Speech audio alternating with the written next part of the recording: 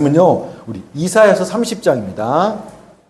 오늘 말씀은 이사야서 30장 1절부터 26절까지입니다. 이사야 30장 1절부터 26절까지. 네, 말씀 봉독은요, 15절부터 19절까지 읽겠습니다. 우리 구약성경 1002페이지, 구약성경 1002페이지, 이사야 30장 우리 15절부터 19절까지 말씀 읽도록 하겠습니다. 우리 하나님의 말씀을 경외하는 마음으로 자리에서 일어나시겠습니다. 자, 15절부터 19절까지 저와 한 절씩 교독하고요. 우리 19절 같이 읽겠습니다. 주 여호와 이스라엘의 거룩하신 이가 이같이 말씀하시되 너희가 돌이켜 조용히 있어야 구원을 얻을 것이요 잠잠하고 신뢰하여 힘을 얻을 것이거늘 너희가 원하지 아니하고 우리가 말타고 도망하리라 하였으므로 너희가 도망할 것이요 또 이르기를 우리가 빠른 짐승을 타리라 하였으므로 너희를 쫓는 자들이 빠르리니 한 사람이 꾸짖은즉 천 사람이 도망하겠고 다섯이 꾸짖은즉 너희가 다 도망하고 너희 남은 자는 겨우 산 꼭대기에 깃대 같겠고 산마루 위에 기치 같으리라 하셨느니라. 그러나 여호와께서 기다리시나니 이는 너희에게 은혜를 베풀려 하시며 일어나시더니 이는 너희를 긍휼히 여기려 하심이라. 대저 여호와는 정의의 하나님이시라. 그를 기다리는 자마다 복이 있도다. 같이 합니다. 시온에 거주하며 예루살렘에 거주하는 백성아 너는 다시 통곡하지 아니할 것이라. 그가 내 부르짖는 소리로 말미암아 내게 은혜를 베푸시니 그가 지으실 때에 내게 응답하시리라. 아멘. 하나님 감사합니다. 오늘도 진리와 생명의 주의 말씀을 듣습니다. 세상 살면서 참 어찌할 수 없는 위험과 위기의 순간들을 맞이합니다. 그때 우리가 살 길은 주님께 부르짖고 주의 말씀을 듣는 것 외에 다른 길이 없음을 고백합니다. 오늘도 그 주의 말씀 듣게 하시고 그 주의 말씀으로 살아나는 우리 모두가 되게 하여 주시옵소서. 감사드리며 예수님의 이름으로 기도합니다. 아멘. 자리에 앉으시겠습니다. 자, 제목 한번 읽으시겠습니까? 시작. 부르짖을 때까지 기다리시는 하나님. 여러분, 인생 살면서 어려운 일 만나죠. 내 힘으로 도대체 어떻게 볼 수 없는 그런 문제를 만날 때 어떻게 하세요? 예를 들면 이런 거죠. 가게 재정이 몇 달째 마이너스가 계속됩니다. 근데 뭐 어떻게 해볼 수가 없습니다. 전세 사기를 맞거나 혹 부도를 당해서 하루아침에 빈털터리가 되거나 빚더미에 앉게 되었습니다. 또는 자녀가 아프거나 자녀가 잘못된 길을 가는데 어떻게 돌이키고 살릴 방법이 없습니다. 부모, 형제, 자식 간에 이 가족 관계나 다 깨지고 뒤틀려서 어떻게 회복할 방법이 없습니다. 지독한 사고와 사건과 아픔, 상처로 몸과 마음이 다 병들어 버려서 정상적으로 살아갈 수가 없습니다. 여러분, 우리는요, 세상 살면서 이처럼 내가 도대체 어떻게 해볼 수 없는 절망적인 위기와 위험의 상황들을 만나게 됩니다. 그럴 때 지금껏 어떻게 하셨습니까? 그리고 앞으로 그런 일을 만나면 어떻게 하시겠습니까? 해결할 방법도 없고 능력도 없으니까 술독에 빠져서 그냥 신세한탄하며 앉아 계시겠습니까? 아니면 세상을 향해 억울하다고 막 분노하시겠습니까? 아니면 완전한 절망과 무기력함에 빠져서 그만 살겠다고 인생 포기하시겠습니까? 아니면 하나님께 부르짖으시겠습니까? 제 친동생이 CRPS라는 불치병입니다. 복합부위 통증 증후군이란 병인데요. 신경 이상으로 지독한 통증을 느끼는 병입니다. 신체를 불로 태우거나 칼로 난도질하는, 그러니까 인간이 경험할 수 있는 최고의 고통을 느끼는 불치병입니다. 그래서 제 동생은 바람만 불어도 겁내합니다. 손인데, 손에 신경 이상인데 바람만 불어도요 칼로 난도질하고 불로 태우는 것 같은 고통 때문에 견딜 수가 없습니다. 그래서 통증의 진통이 시작되면 어떻게 하냐면 바로 119를 신고합니다. 그러면 가서 CRPS 환자라고 하면 몰핀을 넣기 시작합니다. 그거 외에는 뭐 치료법이 없으니까요. 몰핀을 넣고 결국엔 통증에 기절해야 끝나는 병입니다.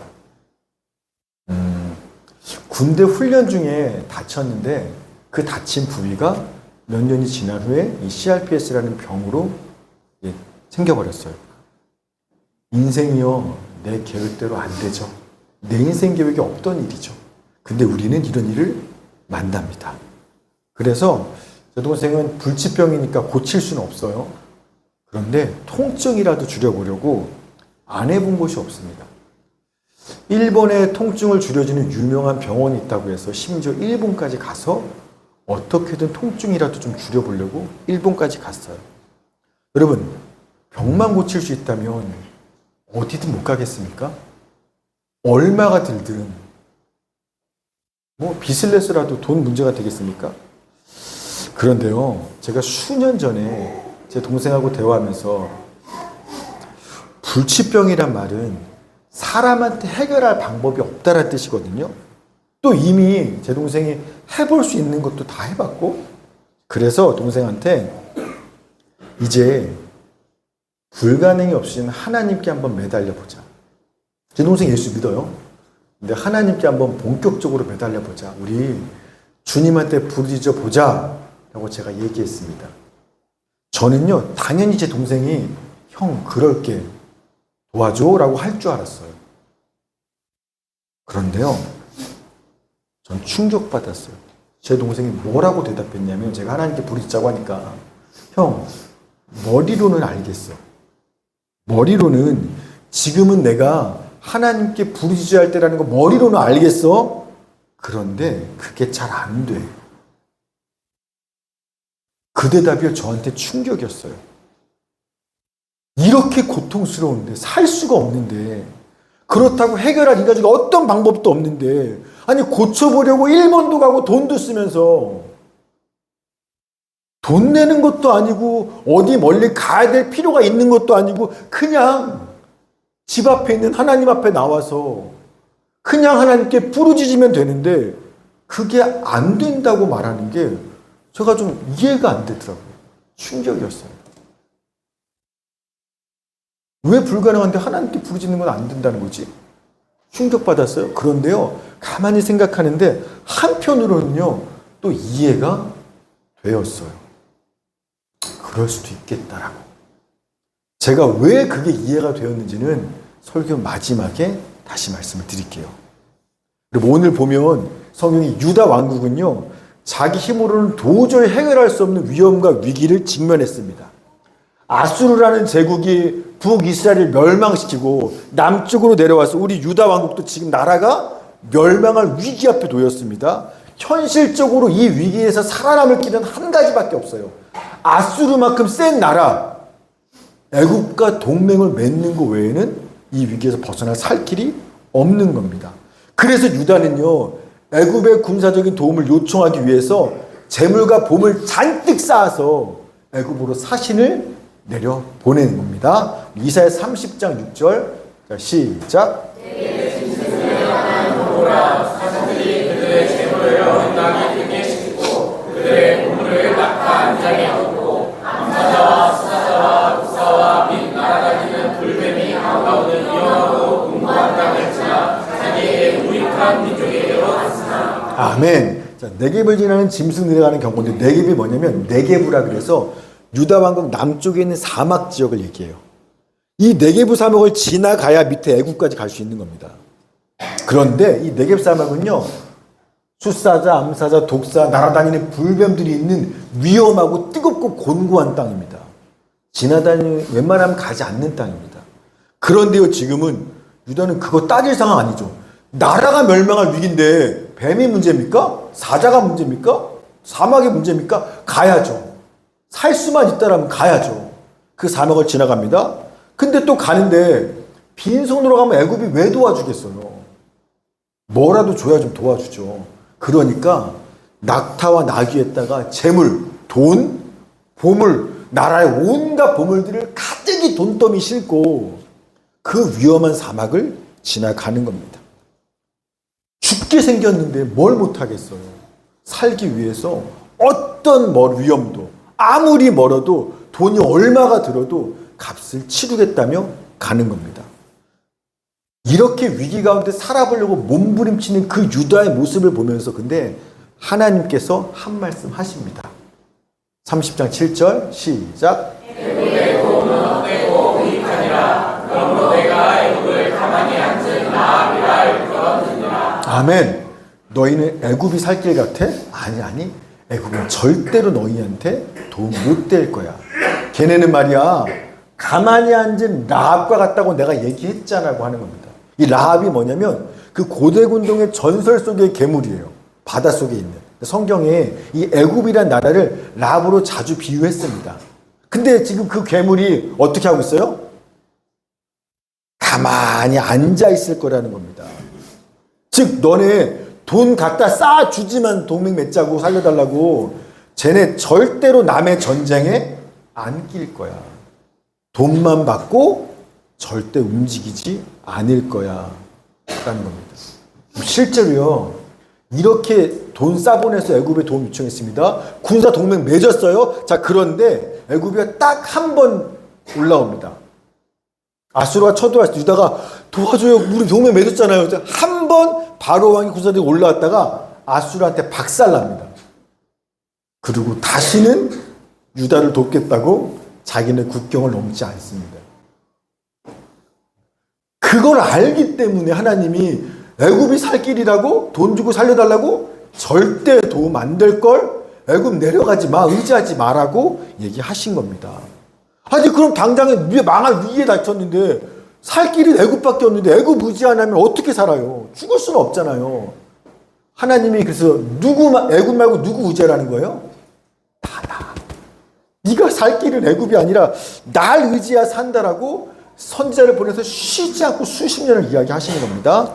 이사야 30장 15절 시작.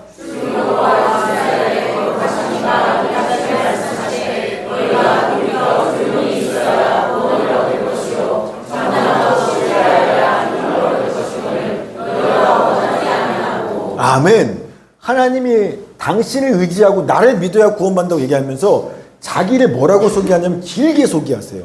주 여호와 이스라엘의 거룩하니 세 개 단어로 소개하는 겁니다.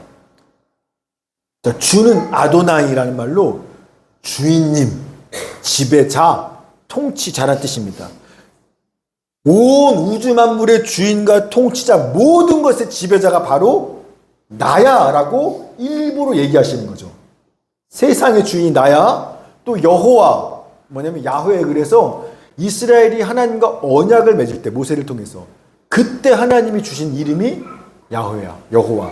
나는 스스로 있는 자라는 겁니다. 즉 봐봐 너네는 애굽과 언약을 맺어야 살 길이라고 생각해? 아니야. 이미 너희와 언약을 맺은 건 나야.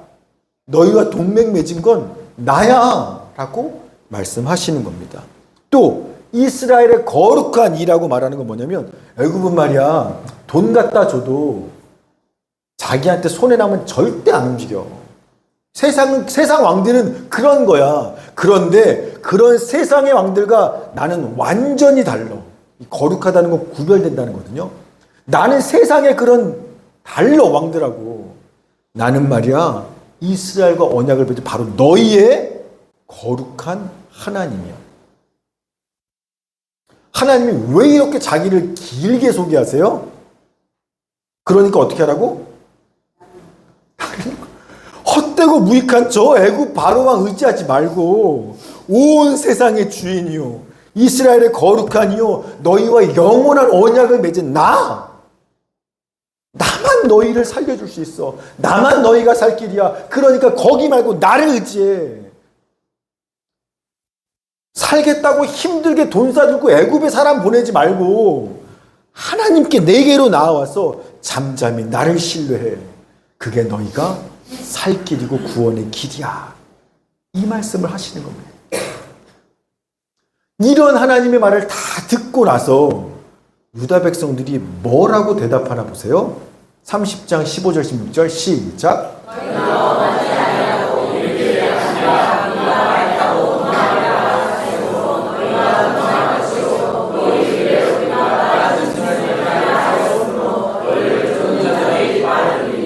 아멘.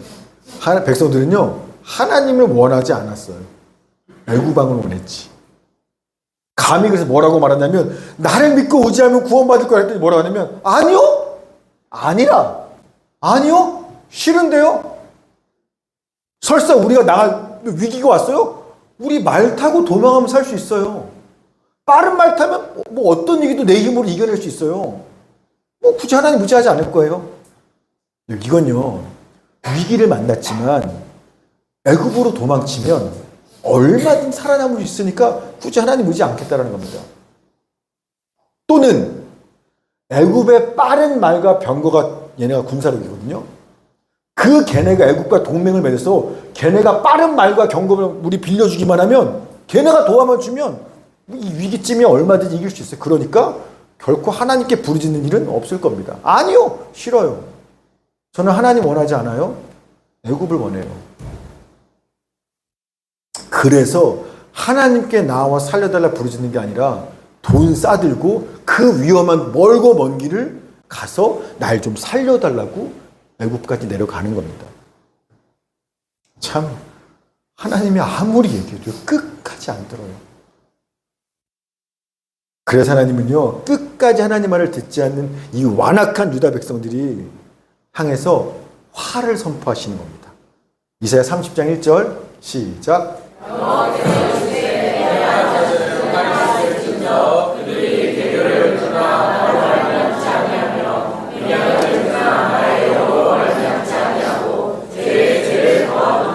아멘. 화 있을진저 너희는 죄에 죄를 더했어 라고 막 하시는 거죠.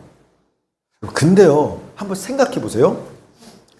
과연 유다 백성들의 이런 행동이 애굽과 동맹을 맺는 게 죄입니까?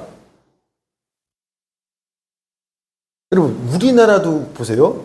우리나라는요 전쟁 중이죠. 아직 휴전 중이에요. 우리나라는 평화 아닙니다. 휴전 중인 국가. 전쟁이 잠깐 멈추고 있는 상태입니다. 언제 북한이 쳐들어와서 전쟁이 벌어져도 전혀 이상하지 않는 위험한 상황이 사실은 우리나라 상황이에요.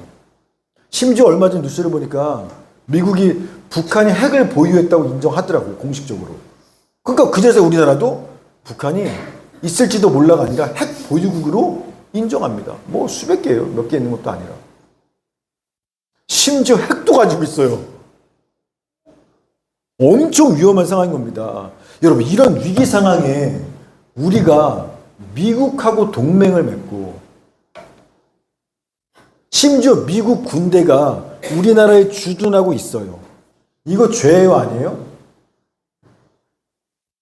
나라가 위기 상황에 전쟁 앞두고 샀는데 힘 있는 나라들과 동맹을 맺고 이건 죄가 아니잖아요. 군사적인 정주 당연한 거지. 근데 왜 하나님은 애굽과 동맹을 맺은 유다를 향해서 너희가 죄에 죄를 더하고 있다라며 화 있을진저 저주를 왜 선포하세요? 왜냐하면 죄에 죄를 더한 거 보면 죄가 한 가지는 아닌 것 같은데 첫 번째 유다의 죄 위기를 만났는데요 하나님께 묻지 않은 죄입니다. 이사야 30장 2절 시작.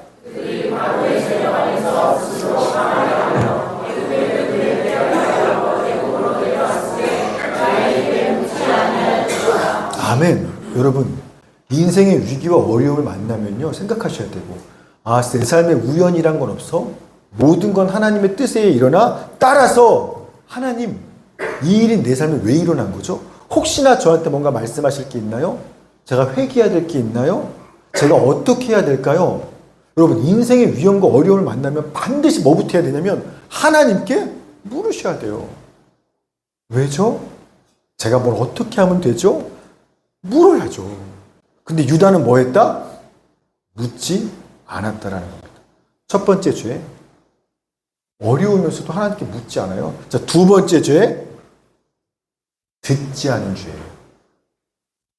백성들은요 하나님께 묻지 않았어요.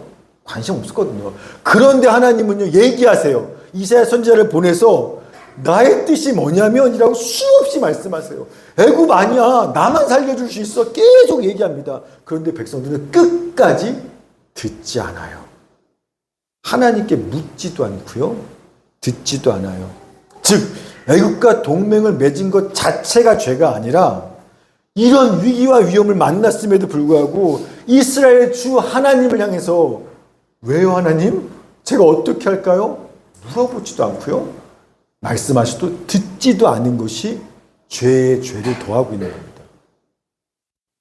여러분, 내가 결혼할 때 내가 사랑하는 사람하고 결혼하는 게 죄예요, 아니에요? 죄가 당연한 거죠. 사랑하지 않는 사람은 말이 할 수 없죠. 자, 그런데요. 하지만 결혼하기로 이 사람을 결정하기 전에 먼저 이 사람 데려다가 부모님께 소개시켜줘요. 엄마, 내가 만나는 사람이야. 소개시켜드리고 엄마 만나는데 엄마 어때? 엄마 마음은? 엄마 마음에 들어? 엄마 보기엔 어때? 묻고 엄마 마음을 묻고 그러면서 나 이 사람과 결혼까지 생각하는데 엄마 아빠의 뜻은 어때? 뭐라고? 거절하는 거지. 거절하면 아멘 해야지. 선우 알았지? 선우가 목사님이 저 여자 안 돼 그러면 안 되는 거야. 이렇게 네 했어. 자, 네가 아무리 사랑해 목사님이 노 하면 노야.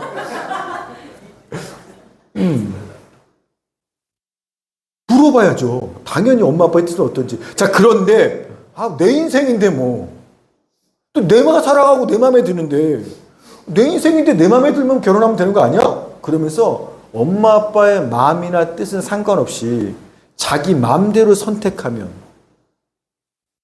그거는 죄예요, 아니에요? 죄예요. 부모님께 죄예요.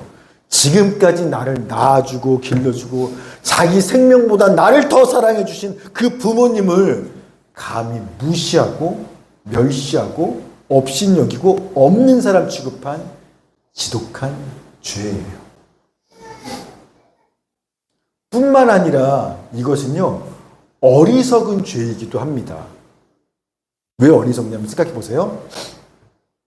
만약에 부모님이요, 나보다 더 오래 살고 나보다 더 나를 더 잘 알아는 그 부모님이 만약에 그 결혼을 반대한다.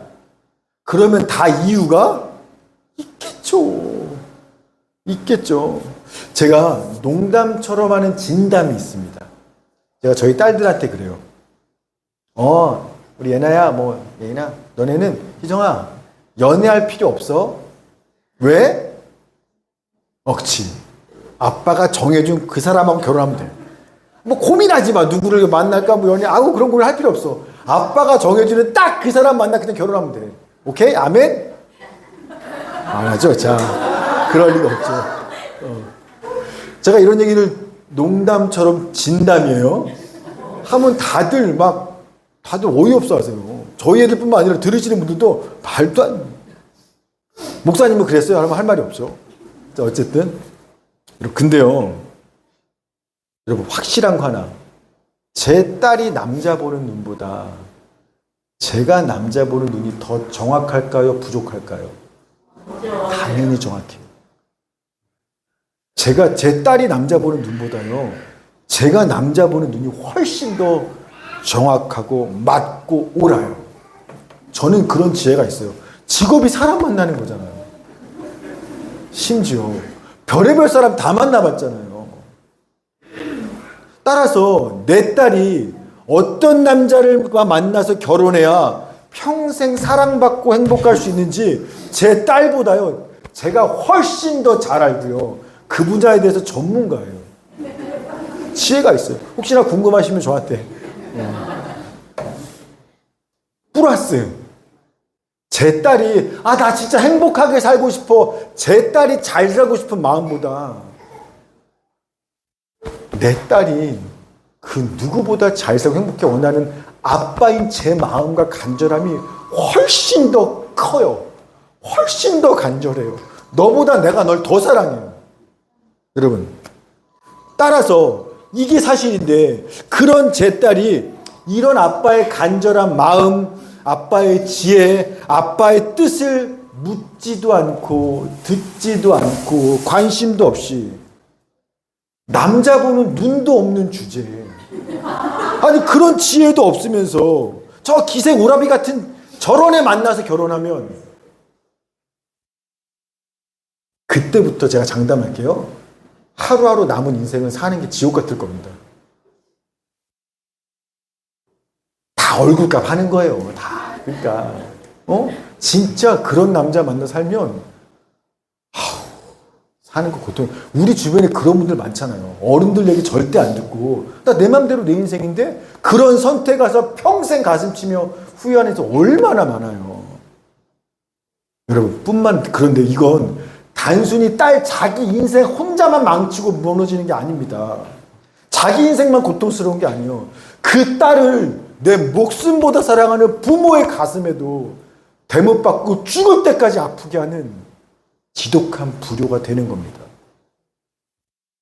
따라서 이런 죄를 지면 하나님의 뜻을 묻지도 않고 부모의 뜻을 듣지도 않고 나 내 인생 내 맘대로 살 거야 라고 그 선택을 하는 순간 그건 죄에 죄를 더하는 하나님 아버지 앞에 지독한 죄를 짓는 잘못이 되는 겁니다. 지금 유다 백성들이 하나님께 딱 이 죄를 지은 겁니다. 위험과 위기를 만났는데 물어보지 않아요. 하나님의 뜻이 뭔지 묻지도 않고 듣지도 않고 말해줘도 아니 됐어 나 엄마 아빠 말 안 들어 내 인생인데 나도 지혜 있어 나도 내가 판단할 수 있어 애국과 동맹하는 것만이 내가 살 길이니까 엄마 아빠 조언 안 들을 거야 난 내 맘대로 할 거야 주구장창 애국만 바라보고 의지하고 사랑합니다. 죄죠.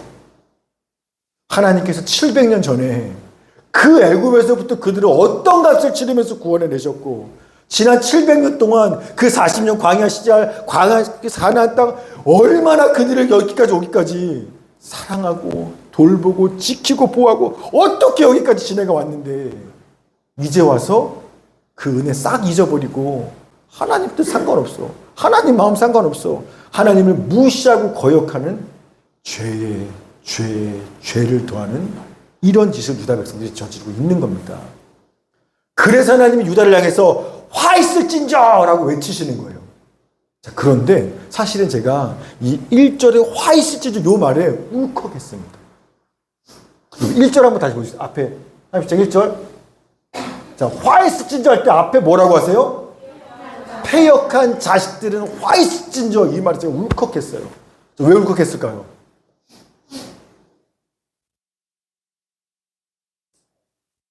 끝까지 이스라엘에서 뭐라고 얘기하세요? 자식이라고 말하시는 거예요. 패역한 자식들은 와 있을진저. 와, 하나님은요 지금 끝까지 하나님을 묻지 않고 듣지 않고 무시하고 그 은혜를 말 생각지도 이런 은혜를 향해서 끝까지 뭐라고 부르냐면 패역한 자식들이라고 말하는 거예요. 그래도 너는 내 자식이라는 거예요. 와, 도대체 제가 아마 부모가 아니었으면 이거 이해 못했을 거예요. 이렇게 말 안 들으면 저 새끼 버려버려야지. 근데 부모가 되고 나니까 알겠어요. 아무리 말 안 들어도요 자식은 자식이더라고요. 이 마음이 사랑이 끊어지지가 않아요. 하나님이 2000년 전 자기 유다 백성들을 아니 오늘 나 힘들고 어려운데도 하나님을 찾지도 않고 묻지도 않고 듣지도 않고 아무리 얘기해도 씨알도 먹이지 않고 지금도 고개 듣고 도둑 돌리는 그런 나를 여전히 나를 부를 때 내 자식, 내 아들, 내 딸이라고 부르시는 것 같아서 제가 사실 1절 읽다가 울컥했어요. 나를 향해 하시는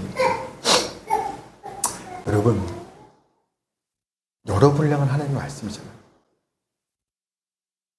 그러나 기억할 것은요, 하나님이 우리를 이처럼 사랑하셔도 부모 말 끝까지 안 듣고 나쁜 남자 만나 결혼하면 고생 시작하는 것처럼 하나님이 우리를 이렇게 사랑하지만 우리가 끝까지 주님 말씀 듣지 않고 난 내 길 갈 건데 난 애굽만이 살 기도하고 믿어.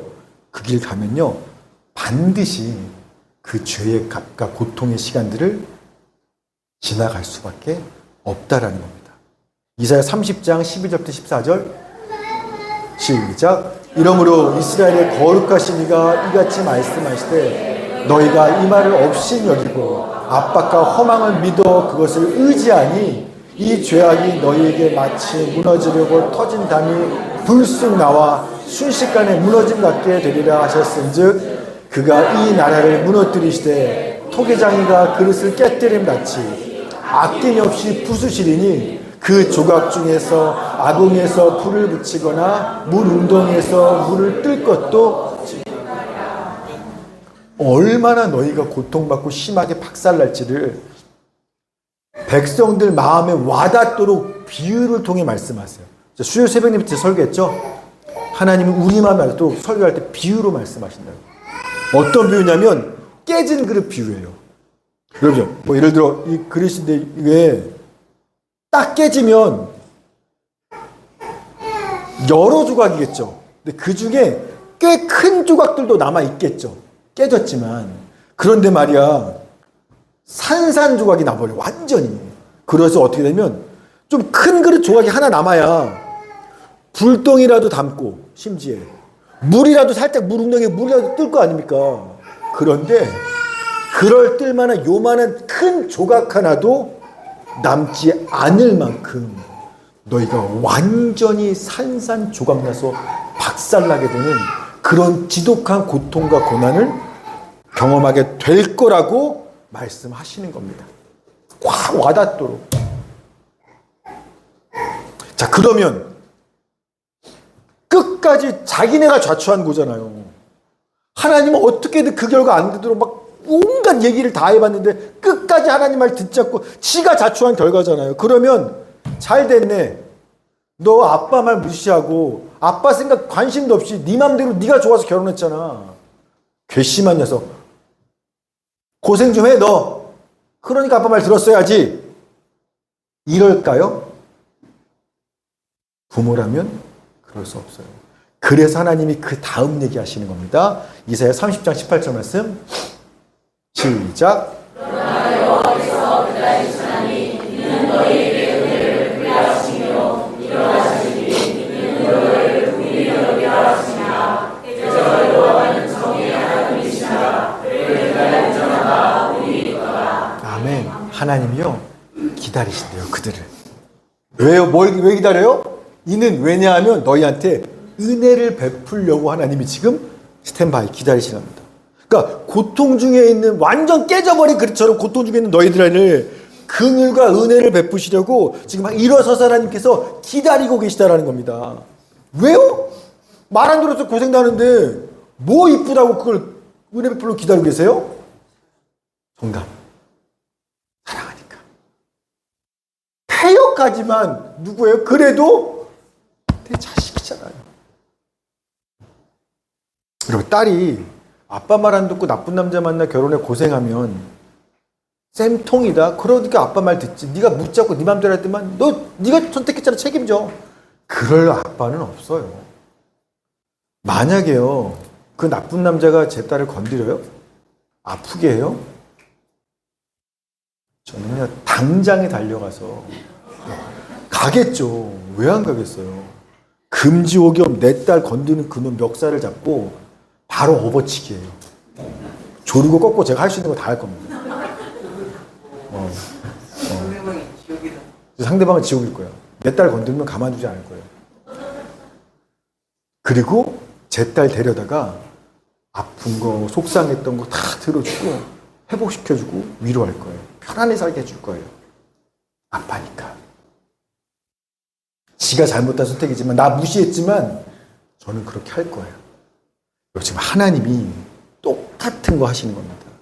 그래서 지네가 자초한 고통이에요. 나 끝까지 안 들었어. 그런데 고통받는 내 백성들한테 은혜를 베푸시려고 지금 서서 있다라는 겁니다. 은혜 베푸려고. 자, 어떤 은혜 베푸시나 보세요. 이사야 30장 26절 시작. 여호와께서 자기 백성의 상처를 사하시며 그들의 맞은 자리를 고치시는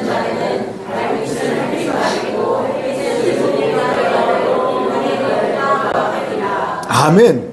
내 백성의 상처를 싸매고 맞은 데를 고치고 지독한 고통과 어둠의 날을 지나왔던 백성들한테 밤에는 햇빛 같은 달빛으로, 낮에는 7배 강한 햇빛으로 비춰주시겠다는 겁니다.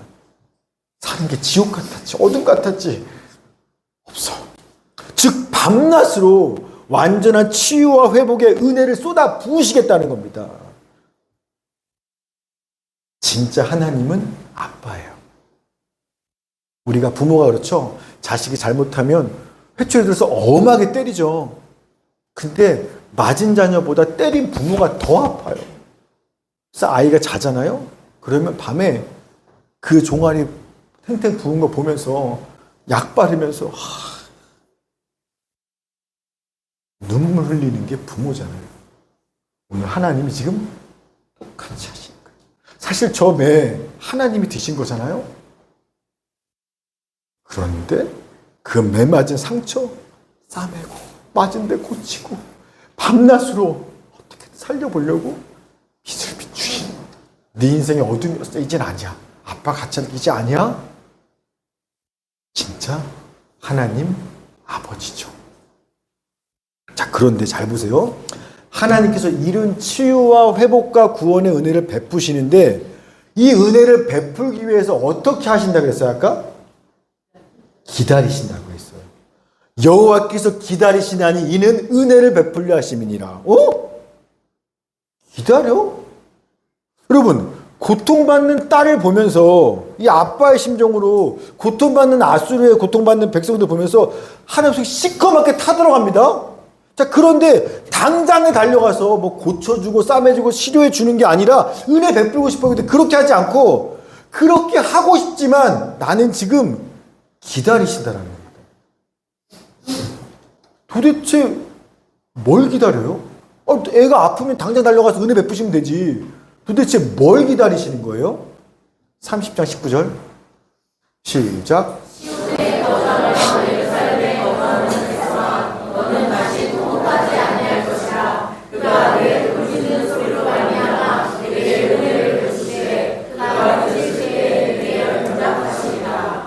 하나님이 뭘 기다리고 계세요? 부르짖을 때를 기다리시는 거예요. 은혜를 베푸실 거예요? 그런데 이전까지는 하나님께 묻지도 듣지도 않고 하나님을 전혀 생각지도 않고 그 백성들이 이제는 좀 하나님을 찾고 주님께 부르짖을 때를 기다리시는 겁니다. 너네가 전에는 나랑 상관없이 살았잖아? 이제 나와 상관 있다고 나한테 부르짖어야, 그래야 그 소리를 들으시고 내게 응답하사 은혜를, 구원을, 회복의 은혜를 베풀어 주시겠다는 겁니다. 사랑 여러분, 인생의 위험과 위기 가운데 계십니까? 아니야, 지금 아니어도 반드시 앞으로 한두 번이 아니라 정말 많이 오겠죠. 깨진 그립처럼 내 삶도, 내 가정도, 내 미래도 완전히 박살나서 회복할 방법이 없는 그런 일들이요, 앞으로 얼마든지 옵니다. 그때 절망하며 신세한탄하거나 세상을 향해 왜 내 인생이 뭐 분노하고 어구 분풀이하지 말고 당장 하나님께 찾아 하나님께 부르짖으셔야만 합니다. 하나님은 지금요 스탠바이예요. 내 백성에게 은혜 베푸시려고 서서 스탠바이 기다리고 계시는 겁니다. 여러분이 부르짖으셔야만, 주 앞에 나와 부르짖으셔야만 전능하신 하나님, 나를 죽기까지 사랑하시는 하나님의 은혜와 능력과 구원과 회복의 그 역사를, 그 은혜를 그래야만 받을 수 있다라는 거예요. 오늘 이사야 30장은요 위기 앞에서 하나님이 아니라 애굽 찾고 의지하는 지금 그런 상황이잖아요. 이때 유다의 왕이 누구냐면 히스기야입니다. 이사야가 아무리 얘기도 듣지 않고 괜찮아 나는 이 애굽이면 돼. 결국 아수르가 침략했고요. 유다의 국토가 완전 초토화됐습니다. 남은 성은 수도 예루살렘 성 하나만 남고 모든 성 대전, 부산, 광주 다 끝났습니다. 그런데 예루살렘 성에서 애굽이 언제 오냐만을 기다리고 있는데요. 애굽의 동원 중에 소식이 들리지 않아요. 역시 애굽은 하나님 말씀대로 안 나옵니다. 그러자 히스기야 왕이 어떻게 하나 보십시오. 이사야 37장 14절, 15절, 20절 시작. 히스기야가 그 사자의 손에서 글을 받아보고 여호와의 전에 올라가서 그 글을 여호와 앞에 펴놓고 여호와께 기도하여 이르되 우리 하나님이여 이제 우리를 그의 손에서 구원하사 천하 만국이 주만이 여호와이신 줄을 알게 하옵소서. 이제야 히스기야는요 하나님 성전으로 가요. 그래서 하나님께 부르짖어요. 우리 하나님 여호와여 이제 우리를 좀 구원해 주세요. 자, 그러자 지금까지 이때를 기다리셨죠, 하나님이. 그 기다리셨던 그때가 오자마자 곧바로 하나님이 이사야 선지자에게 말씀하시는 겁니다. 31장 21, 35절 시작. 아모스의 아들 이사야가 사람을 보내어 히스기야에게 이르되 이스라엘 하나님 여호와께서 말씀하시되 내가 아수르의 사내립 왕의 일로 내게 기도하였도다 하시고 대저 내가 나를 위하여 내 종 다윗을 위하여 이 성을 보호하며 구원하리라 하셨느니라. 아멘. 네가 기도했지 지금. 내가 그거 기다렸어. 나한테 그거 기다렸어. 그래서 내가 보호할 거야. 구원할 거야. 이겨내게 할 거야. 그리고서 곧바로 사람은 감히 상상도 할 수 없는 놀라운 방법으로 그들을 위기와 위험에서 구원해내십니다. 31장 36절 시작.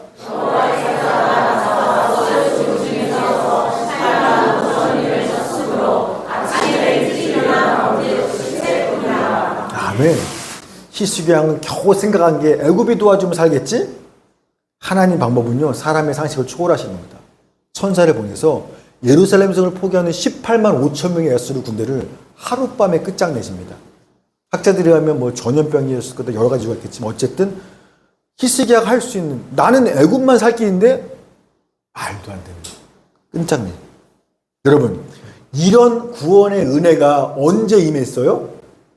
히스기야가 하나님께 부르짖을 때, 하나님의 성전에 나와 여호와여 우리를 구원하소서 부르짖을 때 하나님은 그때를 기다렸다가 역사하시는 겁니다. 물론 하나님은 그 전에도 얼마든지 이날 말고요 그 한 달 전에도 얼마든지 선사 보내서 구원할 수 있었습니다. 그런데 왜 또 심지어 하나님은 그렇게 하고 싶었어요. 당장이라도 살아가는 내 백성한테 달려가서 싸매주고 하고 싶었어요. 그런데 왜 걔네가 나를 찾고 부르짖을 때까지 왜 기다리세요? 능력도 있고 하고 싶으신데 그럼 하면 되지. 왜 고통받는 거 보는 거 막 어쩔 줄 몰라 하시면서 타들어가면서도 왜 기다리고만 계시는 거예요? 왜 은혜? 다시 돌아와야 사랑을 받을 수 있습니다. 정답이죠.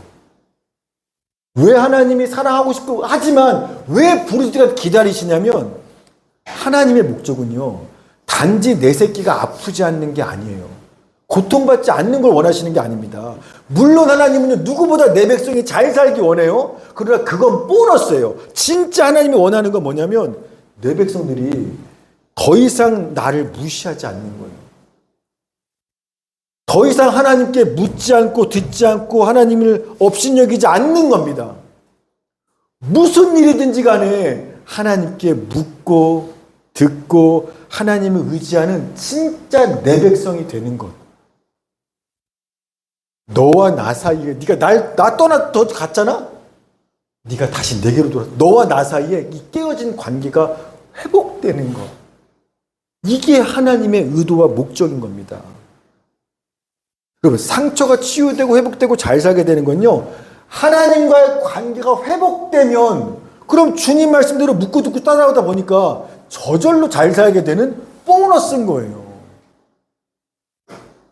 목적은 잘 사는 게 목적이 아니라 고통 고난이 끝나는 게 목적이 아니라 하나님께로 돌아와 관계가 회복되는 게 목적인 겁니다. 그래서 하나님은 당신 마음이 시커멓게 타들어가는데 막 내 자식이 아픈 거 보면 어쩔 줄 모르겠는데도 역사하지 않고 기다리시는 거예요. 너희가 먼저 나를 찾아서 나한테 부르짖기 전까지 네가 나한테 돌아오기 전까지 능력이 있고 마음이 타들어가도 움직이실 수가 없으신 겁니다. 은혜 베풀기 위해 기다리시는 거예요. 제가 이제 설교 처음 질문으로 돌아갈게요. 제 동생이 사람이 고칠 수 없는 불치병으로 고통을 받고 그 병 고치려고 일본도 가고 뭐 할 수 있는 일을 다 하면서도요. 왜 하나님을 찾고 하나님께 부르짖는 일은 하기 어려웠을까요? 여러분 문제 만나면 할 거 다 하시잖아요. 근데 끝까지 하나님께 나와 살려달라고 부르짖는 건 안 한다는 겁니다. 그건 형 못하겠다는 겁니다. 간단해요. 하나님에 대한 믿음이 없기 때문에 그래요. 여러분 좋은 병원에서 좋은 의사 만나서 좋은 약 먹으면 나을 수 있다라는 믿음이 있어요. 그러니까 어디 병원 좋다, 너는 의사 괜찮다, 어느 약 좋다 하면 뭐든 무슨 값도 치릅니다. 그건 나 살려줄 거라고 믿음이 있으니까. 그런데 하나님을 찾고 하나님께 부르짖었다고 진짜 불치병이 날까에 대한 믿음은 없는 거예요. 물론 제 동생 크리스찬이에요. 머리로는요 알아요. 성경에 뭐 죽은 사람도 살리는 기적도 알고요. 그런 간증도 형통해서 많이 들었어요. 내 친형도 그런 간증 많이 했으니까.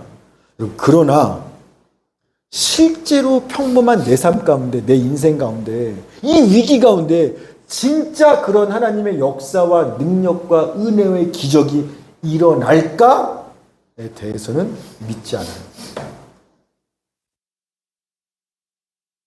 그러니 그게 그런 일이 있을 거라고 믿지 않아요. 그러니 굳이 하나님께 교회 가서 하나님 살려주세요 뭐 부르짖는 수고를 할 필요가 없죠. 그런 일은 없을 거니까. 안 믿으니까. 즉 우리가 주님께 여러분 힘든 일 많으시잖아요. 하나님의 은혜 아니면 지금 안 될 거 많잖아요. 근데 왜 주님께 부르짖지 않으세요? 왜 예배 나와서 하나님 살려달라고 안 하세요? 절박하지 않거나 그거 외에 다른 방법이 있기 때문이 아니에요. 하나예요. 믿음이 없기 때문에 그래요. 기도한다고 되겠어? 하나님 해결해 주겠어? 믿지 않으니까 부르짖지 않는 겁니다. 근데요, 오늘 성경은 분명히 말씀합니다. 하나님은 우리한테 치유와 회복과 구원의 은혜를 베풀기 위해서 지금도 서서 기다리고 계신다는 겁니다. 우리가 어떤 죄, 어떤 위기, 어떤 절망적인 문제를 갖고 있을지라도 믿음을 가지고 하나님께 나와 부르짖으면 기다리시는 그분께서 내게 달려들으셔서 내 상처를 싸매시고 맞은 데를 고치시며 어둠 같은 내 인생에 햇볕에 빛을 비춰주신다라고 오늘 성경은 말씀하고 있는 겁니다. 전능하신 하나님의 구원의 은혜와 역사가 부르짖어야 받을 수 있는 거예요. 시편 107편 13, 14절 시작.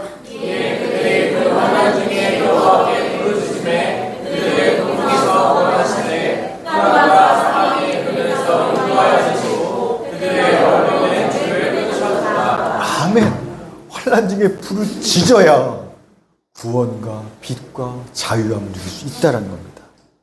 여러분 누가복음 18장에 보면 여리고성을 지나가는 예수님께서 여리고성을 딱 지나가십니다. 그런데요, 그 여리고성 안에 맹인이 살았어요. 맹인이 어느 날 이렇게 굳건하고 앉아있는데 갑자기 성이 시끌벅적한 겁니다. 무슨 일이에요? 무슨 일이에요? 아, 예수님이 우리 성에 왔어요. 여리고를 지나가세요. 그러자 이 맹인이 어떻게 하죠? 그쵸? 누가복음 18장 38, 39 시작.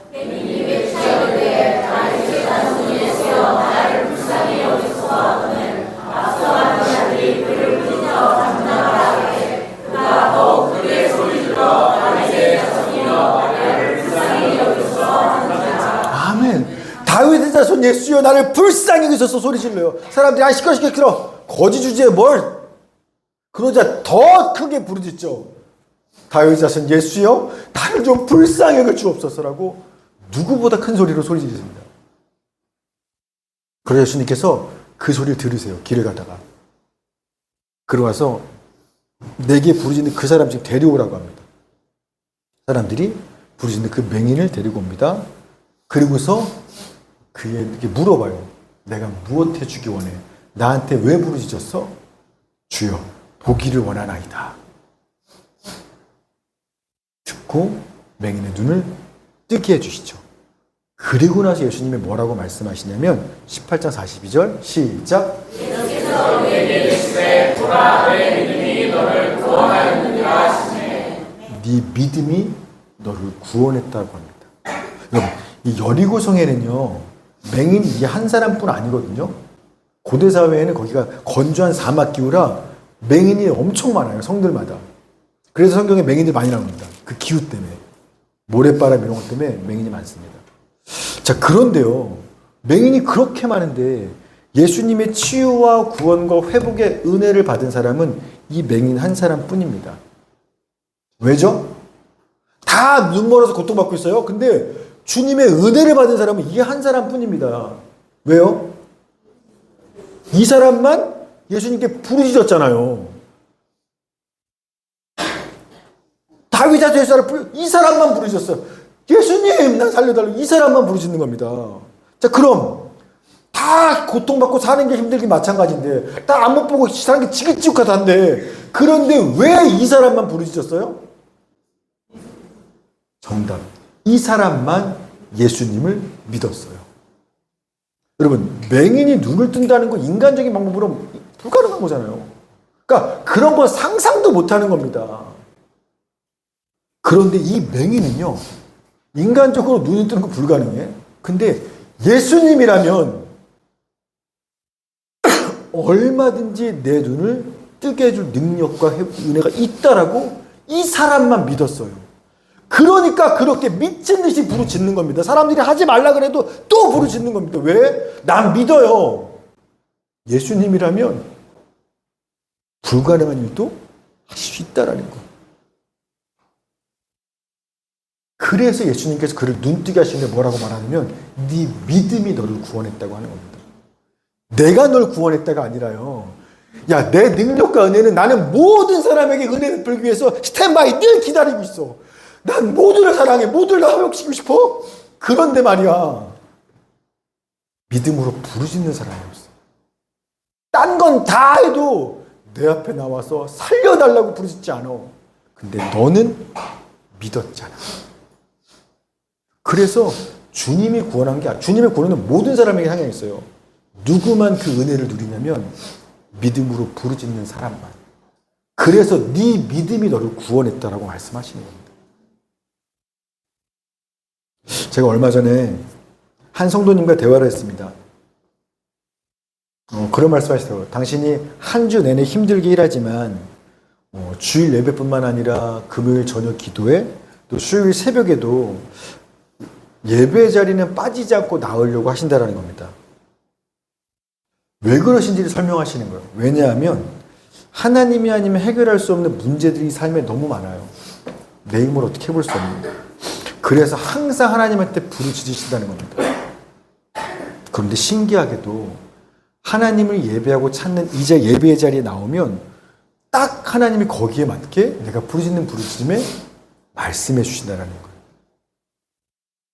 그래서 내 부르짖음에 응답하시는 그 하나님 말씀을 놓치지 않으려고 새벽이든 밤이든 언제든지 간에 그 예배의 자리에 찾아 나온다는 겁니다. 그러면서 너무나 귀한 고백을 하셨어요. 목사님, 주님께서 부르짖는 내 문제를 당장 어떻게 막 해결해 주셔서 그게 좋은 게 아닌 겁니다. 뭐 당장 해결 단지 안 되죠. 그렇지 않죠. 그런데 뭐가 기쁘고 감사한 거냐면 주님이 진짜 내 기도 듣으시는구나. 주님이 정말로 내 부르짖음에 응답하시는구나. 주님이 진짜 나를 아시고 사랑하시는구나. 이것을 깨닫고 경험하는 거, 그게 감격스럽고 감사하고 기쁘다는 거예요.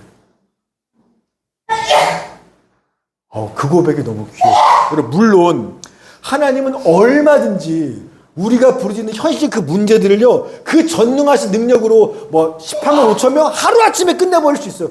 하나님한테 하실 수 있어요. 그 우리 문제쯤이야. 재정, 자식, 건강, 뭐든지 뭐에 못하시겠어요. 얼마든지요. 또 그런 간증은 얼마든지 많죠. 저도 전에번에 얘기했지만 작년에 제가 기도했던 그 성도분 말기암으로 시한부 4개월인데 기도하고 돌아왔는데 없어졌어요, 암이. 흔적도 없이. 뭐 그런 기적이야. 얼마든지 맞죠. 의사는 안 된다는데, 너 4개월 산다는데, 하나님이 하시면 없앨 수 있어요. 그런 기적은 뭐, 어제도 있고 지난 많아요. 근데 진짜 감격스러운 기적은 뭔지 압니까? 믿음으로 주님께 부르짖는 그 사람만이 나를 아시고 내 기도를 들으시는 살아계신 나의 주님을 만나게 되는 겁니다. 여러분, 아빠가 주는 선물 받은 거 감사해요. 기쁜 일이죠. 그런데 아빠가 주는 선물 받는 것보다 아빠를 만나는 게 훨씬 더 큰 선물이고 기적입니다. 주님은 우리한테 이 은혜를 베풀기 원하시는 겁니다. 말씀을 마칩니다. 사랑 여러분, 혹시 지금 인생의 어떤 위기 가운데 계십니까? 내 힘으로 어떻게 해결해 볼 수 없고 손대볼 수 없는 절망 가운데 계십니까? 혹시 그 위기 때문에 하나님이 나 버린 거 아닌가? 하나님이 내가 얼마나 힘든지에는 관심도 없고 내가 주님 무시했다고 그분도 나를 그냥 버리신 거 아닐까? 혹시나 그런 생각 하십니까? 아니요. 정반대예요. 오히려 완전히 반대입니다. 나를 버리신 게 아니라 나를 기다리고 계시는 거예요. 주님의 은혜가 아니면 살 길이 없는 절망 중에 있는 나에게 하나님의 은혜를 베푸시기 위해서 일어나서 스탠바이 하면서 기다리고 계시는 겁니다. 뭘 기다리세요? 우리가 부르짖기를. 우리가 딴 데 기웃거리지 않고 주님께 나와 부르짖기를 기다리고 계시는 겁니다. 여러분, 그러니 힘들어요, 어려워요, 절망스러워요, 어떡하죠? 낙심하지 말고 거기에 힘쓰시지 말고 믿음으로 주님 앞에 나와 부르짖으십시오. 우리한테 불가능한 문제가 하나님께는 아무것도 아닌 거니까. 바라기는 우리가 앞으로 살면서 만나게 될 수많은 어쩔 수 없는 그 위기와 위험과 절망의 순간들이 오히려 살아계신 나의 주님을 만나고 오히려 살아계신 주님의 전능하신 역사와 능력과 지혜를 경험하고 오히려 세상은 줄 수 없는 진정한 기쁨과 평화와 안식을 누리는 축복의 시간들이 되어지도록 더욱 힘써 주님 앞에 나오고 그분께 부르짖는 우리 작가님 교실 모두가 되기를 주의 이름으로 축원합니다. 아멘. 우리 같이 한번 기도합시다.